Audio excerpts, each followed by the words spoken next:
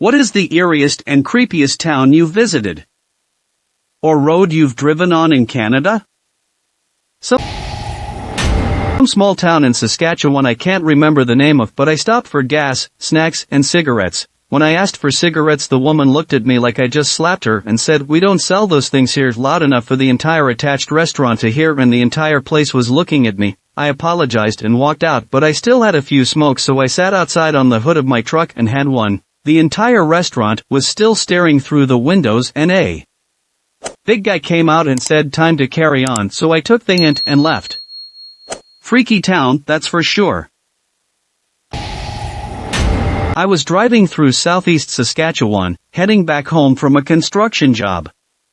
It was just about dusk, and I went around a bend and saw this dilapidated old farmhouse. But it has a big sign on it that says dollhouse. That was creepy enough. But I could also see light coming out of the back. So, like the first character to die in a horror movie, I pulled up, got out of my truck, and walked around the back. The entire back of the house is open with a plexiglass window. The inside was done up in bright pastel colors and decorated like a 1950s farmhouse. It was such a bizarre thing to stumble across. It was an art installation. If you Google the artist, Heather Benning, you can see it. She burned the entire thing down at some point, so it's no longer there. The site of the Frank Slide. It's unsettling knowing that there are just a bunch of dead people underneath a portion of a mountain. It always feels like it's quieter around that area for some reason. It's interesting to look at, but still gives you the creeps. Meat Cove, Cape Breton. The Cabot Trail is the most remote road loop in Nova Scotia, and off that loop is a single dead-end road, and off the dead-end road is another single dead-end road that takes you along a cliff to the remote community of Meat Cove. Rumors from my family in Cape Breton were that the inhabitants were cannibals. Truth is, the name refers to the prolific game hunting in the area. It is spectacularly beautiful, and the people are lovely despite the creepy reputation. There is a campsite on the edge of a cliff where a few unlucky campers have fallen to their deaths. Concession 3 in Pickering between Valley Farm Road and Brock Road. At night, when you're like 11 years old and walking home by yourself. I grew up around there, and it's just like a 1 kilometer-ish stretch of road, and before they built another cul-de-sac off of it, there was a stretch in the middle that was just pitch black somehow. Like the traffic lights from the block would fade away, and there weren't any lights at Valley Farm. It spooks me out just thinking about it 20-something years later. Macklin, Saskatchewan. Driving through for work and had to stop due to a snowstorm in February. Stayed in some motel, but they do have a really nice Prairie Moon hotel now. Nothing creepier than walking down the downtown strip with no lights on in the middle of a snowstorm trying to find food. Ended up stumbling on the best Chinese restaurant I've ever eaten at so that was nice, but the rest of the time it felt like I was in the movie 30 Days of Night. 3 Valley Gap. A legitimate tourist trap's well known by any Albertans who regularly take the Highway 1 route to BC. Personally, I usually do the drive at Christmas in the off-season for this resort, and it reminds me of The Shining.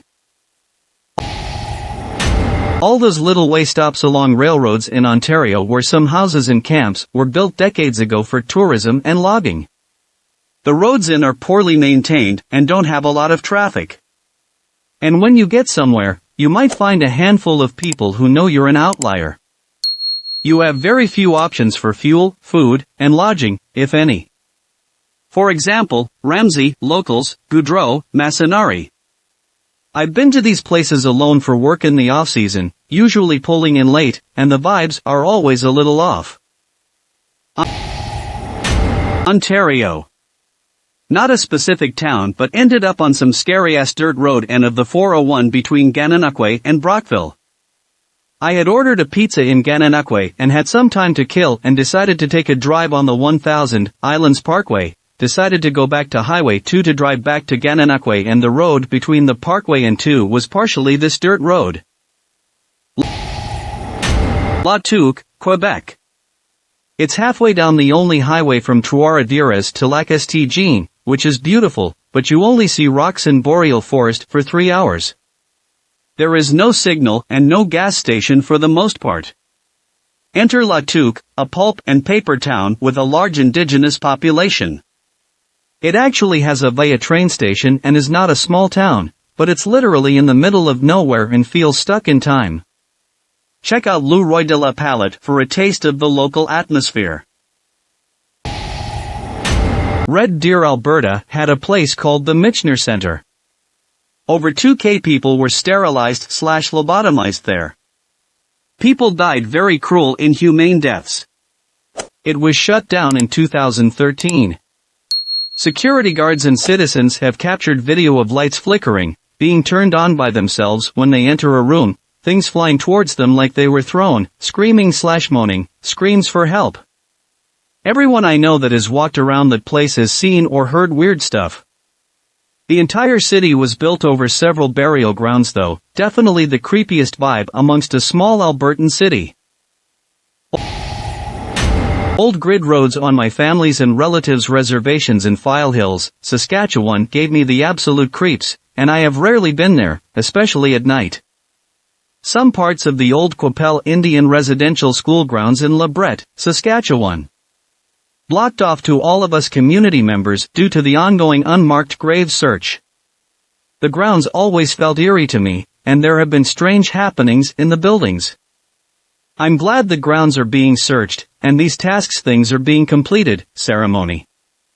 Hopefully, a monument will finally close that chapter. The Muscogene IRS School and Grounds in Lostock, Saskatchewan. The last standing residential school in Canada. No matter where you are on those grounds, it felt overwhelmingly sad.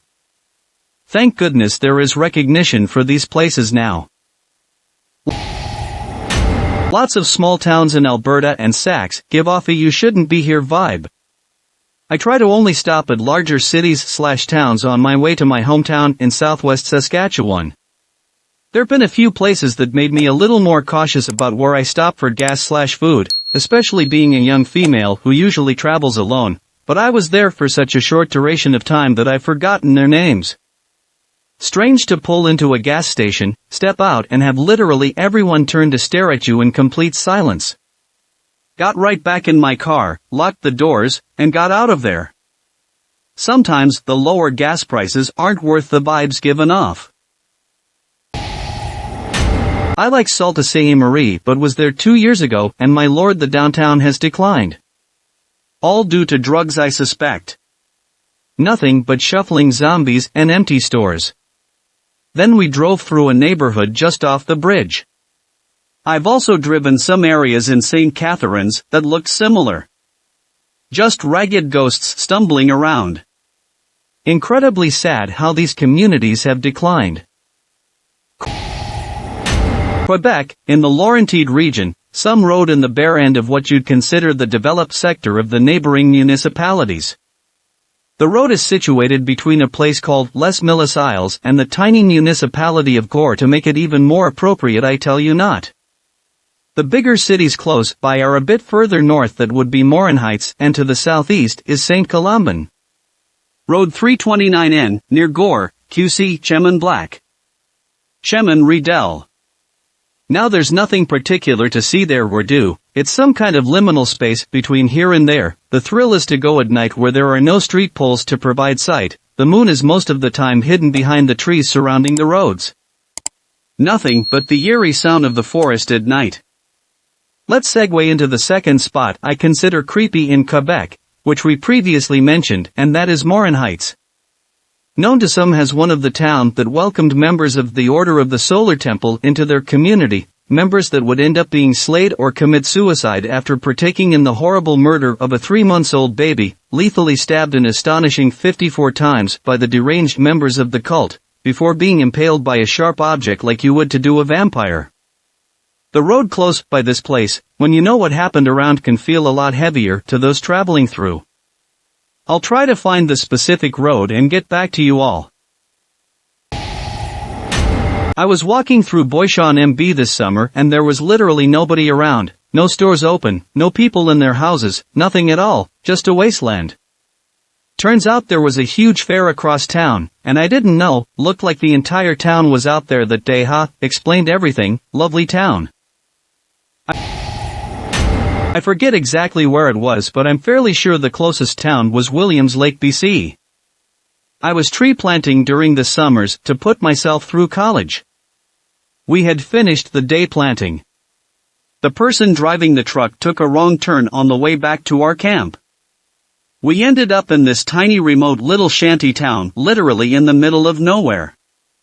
It was about a dozen little 12 by 12 shacks that were falling apart, and a couple really old rusted out broken down cars. We were wondering where we were, when a little old woman came out from between two shacks, pointed at us while shaking her head, then pointed back down the road the way we came from. She clearly did not want us there at all, so we got out of there. I'm fairly sure it was a little native reserve. The women appeared to be Native American. Foymount, Ontario. Closed Pine Tree Line radar station. The first time I was there, it was all closed and rotting Air Force buildings. Very ghost town vibes.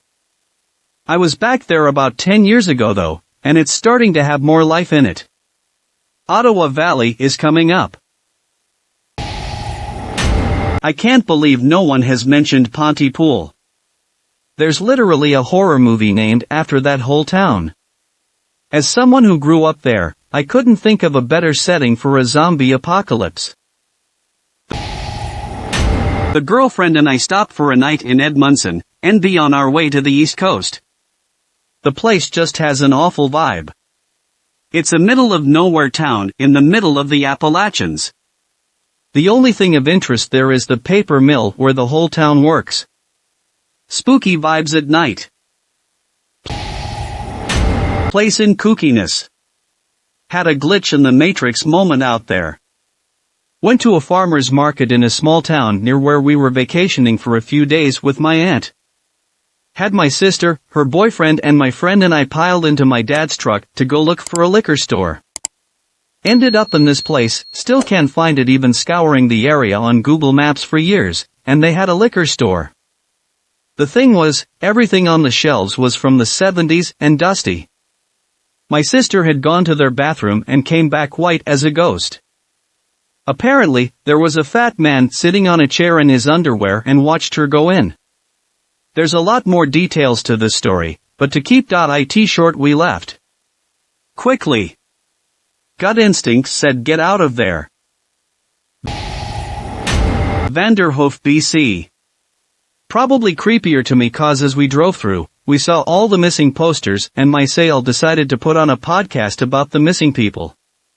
2 days after we drove through, the news told us they found the remains of one of the girls who went missing in September on a farm not too far away.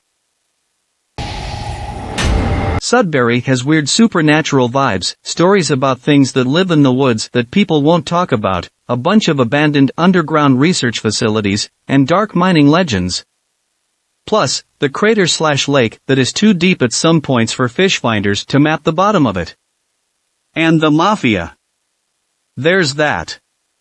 It's creepy as hell, but in an exciting way. Usually, I miss that place.